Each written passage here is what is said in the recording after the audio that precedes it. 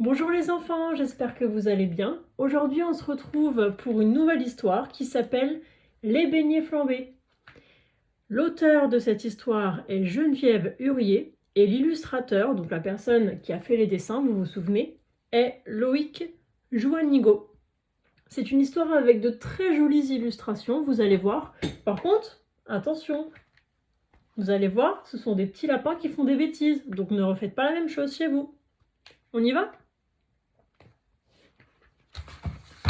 Les beignets flambés. Ouh là là.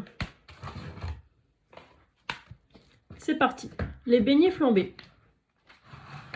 Dans la grande cuisine des passiflores, 5 petits lapins achèvent un repas froid de salade et de pommes. Ils sont seuls. Onésime, leur père et tante Zigna viennent de partir pour la ville voisine. Ils ont une visite à faire, des courses aussi. Nous rentrerons en fin d'après-midi. Soyez très sages, les enfants. Ah, les illustrations sont très très belles.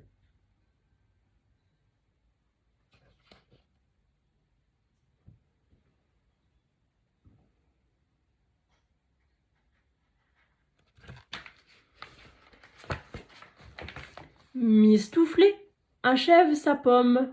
Ça serait meilleur en beignet. On ne sait pas les faire, toi non plus, Pirouette. J'ai aidé tante Zigna plusieurs fois, répond Pirouette un peu vexée. Chiche que j'en prépare pour le goûter. Elle ouvre le livre de recettes de tante Zigna et s'écrie. Il faut préparer la pâte tout de suite et la laisser reposer. On va t'aider, crient ses frères, enchantés, très contents.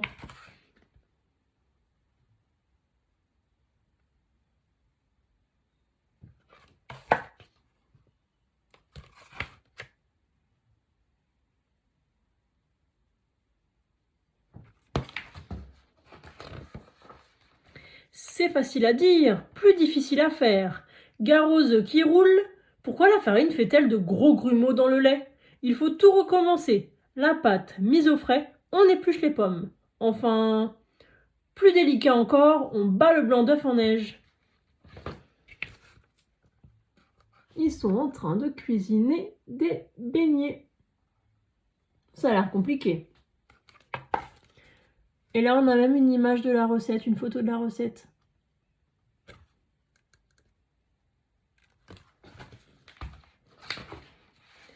Vers 5 heures, tout est prêt.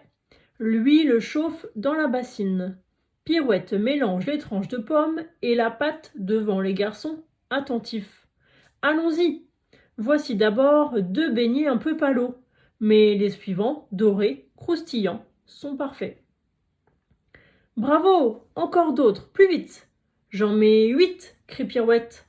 C'est beaucoup trop. L'huile grésille, déborde et d'un seul coup, toute la bassine prend feu.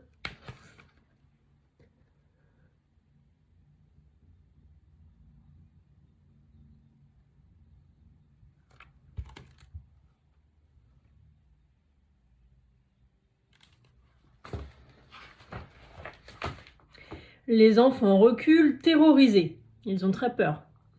Romarin est le premier. Ah, Romarin, c'est marrant. On avait déjà lu une histoire avec un personnage qui s'appelait Romarin. Romarin est le premier à réagir. Il prend par la main Agaric et Dents de Lion. Filez chez les voisins, qu'ils sonnent la cloche pour appeler les pompiers. Vite. Un baquet d'eau, crie Mistouflé. Jamais d'eau sur l'huile, hurle Pirouette. Une couverture mouillée. Elle s'empare de la couverture de repassage et la plonge dans la bassine d'eau.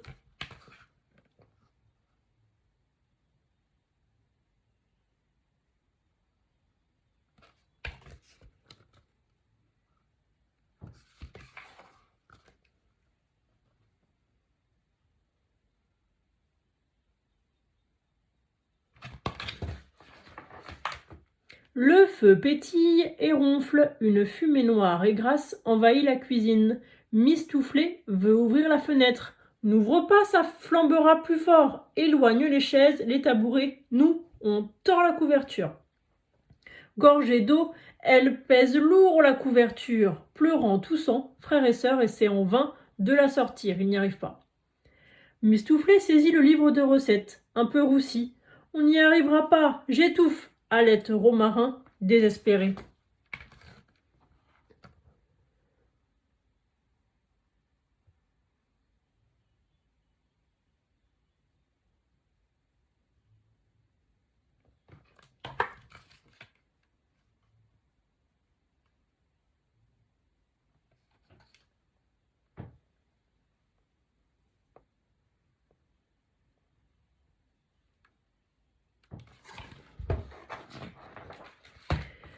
Subitement, ça veut dire très rapidement, 4 grosses mains gantées s'emparent de la couverture.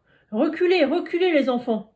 Les pompiers sont formidables, protégés par leurs casques et leurs habits de cuir, ils vont droit à la bassine. La couvrent d'un seul geste, le feu s'éteint subitement.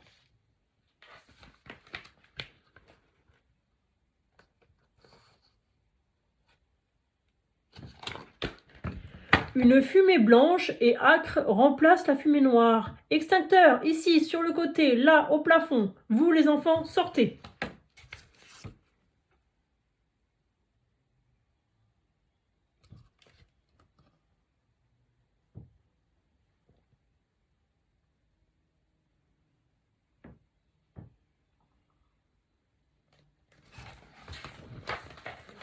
Ils tremblent et sanglotent, les 3 aînés, Agaric et Dantelion aussi.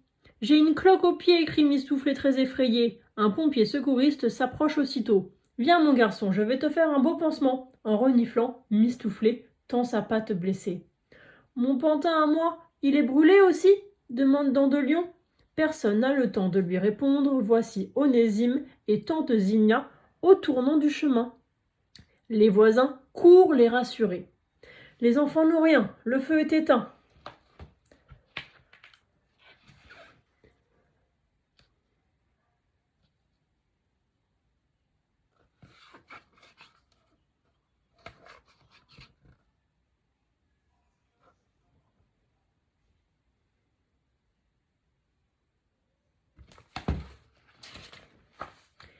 Onésime et tante Zigna se précipitent. Ils s'emparent des enfants, les tâtent, les grondent et les embrassent tour à tour. Quand tante Zigna voit Mistouflé avec son gros pansement et le livre de recettes sur son cœur, elle fond en larmes. Au milieu des débris calcinés, Dandelion aperçoit enfin sa poupée de chiffon, toute noircie, et se désole. Elle est brûlée comme Mistouflé. Je vais lui faire un pansement, dit Pirouette en tirant son mouchoir.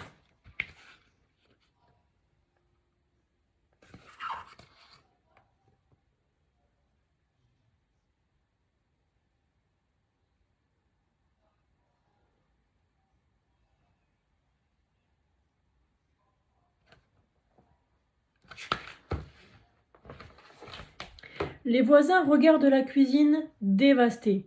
On vous aidera à tout nettoyer. Déjà, Vulpin, le menuisier, a sorti son calepin, son petit carnet. Nous allons refaire une super cuisine, Onésime. Tous les passiflores dînent chez nous ce soir, décide Flora Gaillet. J'ai cuit des choux farcis. Les pompiers replient leur matériel. On les remercie encore. Vous avez fait une belle imprudence, dit sévèrement le capitaine aux enfants. Mais, à voix basse, il ajoute à Onésime. Ils avaient pensé à la couverture. Ils ont du sang-froid, vos petits garçons. Et vos petites filles. Ça veut dire qu'ils sont courageux quand même.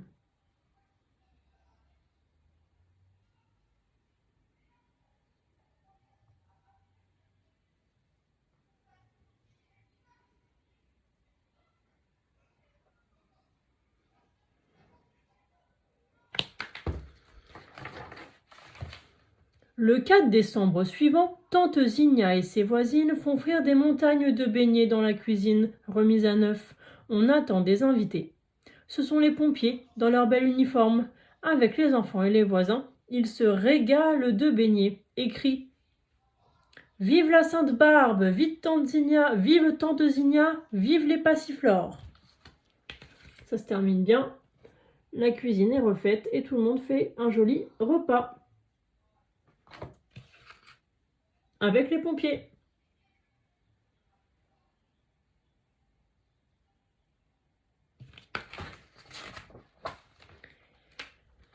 Ça y est, c'est terminé. Alors comme je vous ai dit, moi j'aime bien cette histoire parce que je trouve qu'elle est très bien illustrée. Par contre, on est bien d'accord que les petits lapins font une grosse bêtise et qu'il ne faut pas refaire la même chose. D'accord ? À très vite les enfants. Au revoir.